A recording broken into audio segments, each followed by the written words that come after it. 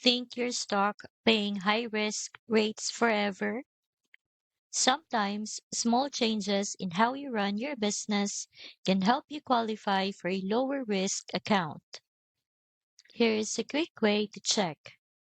Make a simple list of the factors processors look at.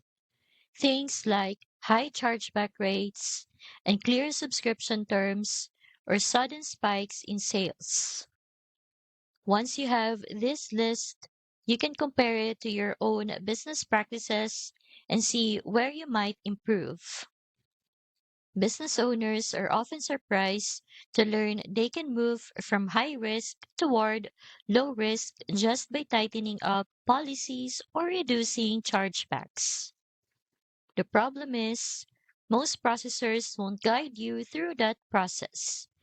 They will just flag your account. That's where EasyPay Direct comes in. Their team reviews your account and business model to see if a lower risk setup is possible.